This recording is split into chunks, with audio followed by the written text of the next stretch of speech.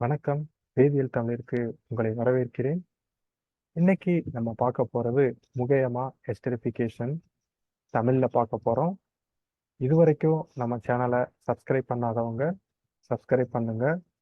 அதே போல உங்களுக்கு இது மாதிரியான வினைகள் உடனே வரணும் அப்படின்னா பெல் ஐகானை கிளிக் பண்ணுங்க.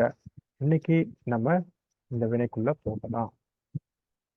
முகயமா எஸ்தராக்குதல் வினை, இது ஆங்கிலத்துல முகயமா எஸ்டரிஃபிகேஷன் அப்படின்னு சொல்லலாம். இந்த வினையில என்ன நடக்குது அப்படின்னு பார்த்தீங்கன்னா, ஒரு கார்பாக்சிலிக் அமிலமும் ஒரு அல்கஹாலும் என் மெத்தில் 2-குளோரோபிரிடின் அயோடைடு அப்படிங்கிற ஒரு உப்பும் ட்ரையத்லமின் முன்னிலையில வினைபுரிஞ்சு நமக்கு எஸ்டரை கொடுக்குது. அதனுடன் சேர்ந்து என் மெத்தில் 2-பிரிடோன்கிற பை ப்ராடக்டும் கிடைக்குது. இந்த வினையில என்னென்ன வினைக்காரணி பயன்படுத்துறோம் அப்படின்னு பார்த்தீங்கன்னா, என் மெத்தில் 2-குளோரோபிரிடோனியம் அயோடைடு அப்படின்னு சொல்லக்கூடிய ஒரு வினைக்காரணியை பயன்படுத்துகிறோம். இந்த வினைக்காரணியை நம்ம முகயமா ரியேஜென்ட் அப்படின்னு நம்ம சொல்லலாம். இந்த முகயமா ரியேஜென்ட் பார்த்தீங்க அப்படின்னா சில வினைகளில் சில பிரச்சனைகளை சந்தித்ததன் விளைவா பார்த்தீங்க அப்படின்னா அதிலிருந்து மாடிஃபை பண்ண சில முகயமா ரியேஜென்ட்டும் நமக்கு அவைலபிளாக இருக்கு. உதாரணத்துக்கு பார்த்தீங்க அப்படின்னா இந்த முகயமா ரியேஜென்ட்ல இருக்கக்கூடிய நைட்ரஜன், அதற்கு கீழே இருக்கக்கூடிய ஆர் அல்கைலாகவும் இருக்கலாம், அரைல் குரூப்பாகவும் இருக்கலாம். அதே போல கவுண்டர் அயான், அதாவது ஒய் மைனஸ் அப்படிங்கிறது பார்த்தீங்க அப்படின்னா அயோடைடா இருக்கலாம், இல்லை அசிட்டேட்டா இருக்கலாம், அல்லது ட்ரைஃப்ளோரோ மீத்தாக்சி அல்லது டெட்ராஃப்ளோரோ போரேட்டா இருக்கலாம். எக்ஸுங்கிற இடத்துல பார்த்தீங்க அப்படின்னா ஃப்ளோரின் அல்லது குளோரின் அல்லது புரோமின் இருக்கலாம். ஸோ இந்த மாதிரியான அனைத்து பிரிடோனியம் சால்ட்டுகளையும் நம்ம முகயமா ரியேஜென்ட் அப்படின்னு சொல்றோம். இதை தவிர வேற என்ன இந்த வினையை நடத்துறதுக்கு தேவை அப்படின்னு பார்த்தீங்கன்னா ட்ரையத்லமின் தேவை. ஸோ இங்கே ட்ரையத்லமின் பார்த்தீங்கன்னா இங்கே தேவைப்படுது. இதே மாதிரி ட்ரையத்லமின் மாதிரியே இருக்கக்கூடிய டெர்சரி அமீன்ஸ், அதாவது மூவிணைய அமீன்களையும் நம்ம இந்த வினைக்காக பயன்படுத்தலாம்.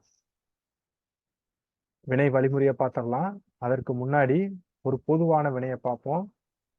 இந்த வினையில பார்த்தீங்க அப்படின்னா 2-பியூரன் கார்பாக்சிலிக் ஆசிட், அதாவது 2-பியூரன் கார்பாக்சிலிக் அமிலம் பென்சைல் ஆல்கஹால் கூட முகயமா ரியேஜென்ட், அதாவது வினைக்காரணி கூட ட்ரைபியூட்டைல் அமீன்ங்கிற ஒரு பேஸ் கண்டிஷன்ல வினை புரிஞ்சு நமக்கு எஸ்டரை கொடுக்குது. இதோட வினை வழிமுறையை பார்த்துருவோம். முதல்ல என்ன நடக்குது அப்படின்னு பார்த்தீங்க அப்படின்னா 2-பியூரன் கார்பாக்சிலிக் ஆசிட் முகயமா ரியேஜென்ட் கூட வினைபுரிய போகுது. எப்படின்னு பார்ப்போம். முதல்ல ட்ரைபியூட்டைல் அமீன், இந்த நைட்ரஜன்ல பார்த்தீங்கன்னா தனித்த இரட்டை எலக்ட்ரான்கள், அதாவது லோன் பேர் ஆஃப் எலக்ட்ரான்கள் இருக்கு. அது புரோட்டானை அப்ஸ்ட்ராக்ட் பண்ணுது. இதன் விளைவா ஆக்சிஜன் ஹைட்ரஜன் இடையில் இருக்கக்கூடிய எலக்ட்ரான்கள் கார்பனை நோக்கி மூவ் ஆகுது. இதன் விளைவா இங்க கார்பன் ஆக்சிஜன் இருக்கக்கூடிய இரட்டை பிணைப்பில் இருக்கக்கூடிய எலக்ட்ரான்கள் இங்க இருக்கக்கூடிய கார்பன் புரோமின் பாண்டை தாக்குது. இதன் விளைவா இங்க இருக்கக்கூடிய எலக்ட்ரான்கள் நைட்ரஜனை நோக்கி நகருது. எதனால நகருது அப்படின்னு பாத்தீங்கன்னா நைட்ரஜன்ல பாசிட்டிவ் சென்டர் இருக்கனால. ஸோ இதன் விளைவா நமக்கு கிடைக்கக்கூடியது இந்த மாதிரி ஒரு டெட்ராஹெட்ரல் இன்டர்மீடியேட் கிடைக்குது.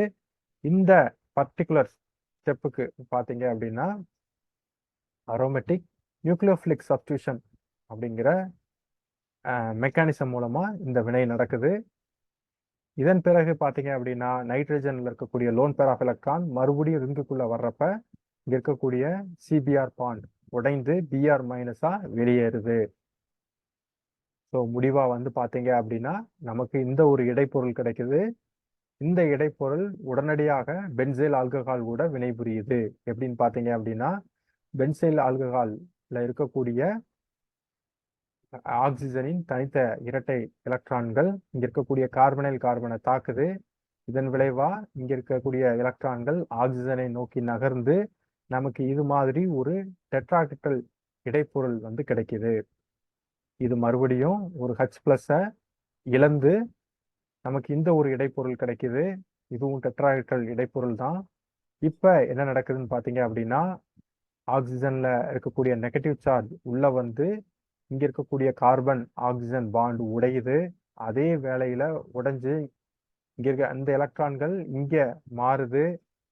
அதே வேளையில இங்க இருக்கக்கூடிய எலக்ட்ரான்கள் நைட்ரஜனை நோக்கி நகருது. இதன் விளைவா வந்து பாத்தீங்கன்னா நமக்கு முடிவுல ஒரு எஸ்டரும் அதனுடன் சேர்த்து என்மெத்தில் 2-பிரிடோன்ங்கிற ஒரு பை ப்ராடக்டும் நமக்கு கிடைக்குது. இந்த வினையில பாத்தீங்க அப்படின்னா முக்கியமா ரியேஜென்ட் வந்து ஒரு முக்கியமான ரோல் வந்து பிளே பண்ணுது. என்னன்னு பாத்தீங்கன்னா இங்க இருக்கக்கூடிய கார்பாக்சிலிக் அமிலத்தை வந்து அது செயல்படுத்துது, அதாவது ஆக்டிவேட் பண்ணுது. இதன் காரணமாக ஆல்கஹால் வந்து ரொம்ப ஸ்லோவமா இது கூட வினை புரிஞ்சு நமக்கு தேவைப்படும் எஸ்டர்களை கொடுக்குது. எடுத்துக்காட்டுகளை பார்ப்போம். அதுக்கு முன்ன பாத்தீங்க அப்படின்னா இந்த முகையமா எஸ்டரிபிகேஷன், அதாவது முகையமா எஸ்டராக்குதல் வினை வந்து பெரும்பாலும் பெரு லாக்டனைசேஷன் வினைக்கு தான் இந்த வினையை வந்து பயன்படுத்துறாங்க. இந்த முகையமா பெரு லாக்டனைசேஷன் வினைக்கு பொதுவா ரொம்ப டைல்யூட்டட் கண்டிஷன்ல தான் இந்த வினையை வந்து நம்ம நடத்தணும். இந்த டைல்யூட்டட் கண்டிஷன்ல நம்ம வினையை நடத்துறப்ப இந்த வினை வந்து எப்படி நடக்குது, இன்ட்ராமாலிகுலர்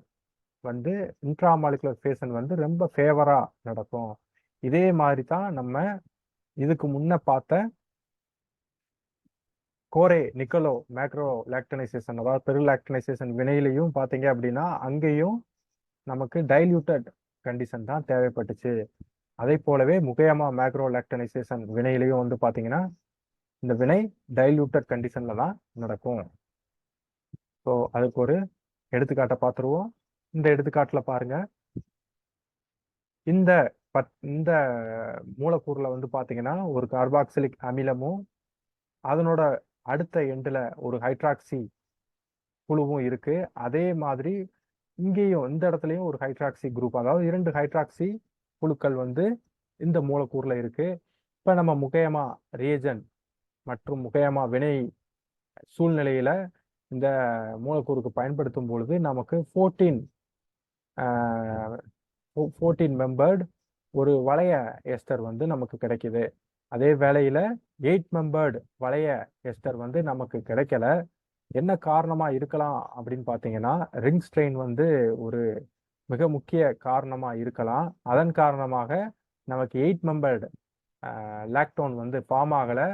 அதுக்கு பதிலாக நமக்கு 14 மெம்பர்டு லாக்டோன் வந்து நமக்கு ஃபார்ம் ஆகுது. பொதுவாகவே வந்து பார்த்தீங்க அப்படின்னா உங்களுக்கு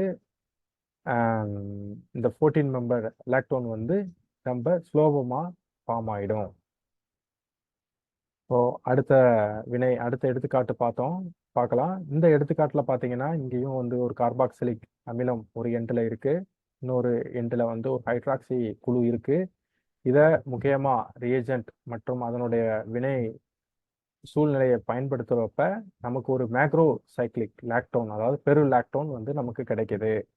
ஸோ இங்கே வந்து 2,6 லுட்டிடின் அப்படின்னு சொல்லக்கூடிய ஒரு பேஸை வந்து பயன்படுத்தியிருக்காங்க ட்ரைஎத்லமினுக்கு பதிலாக.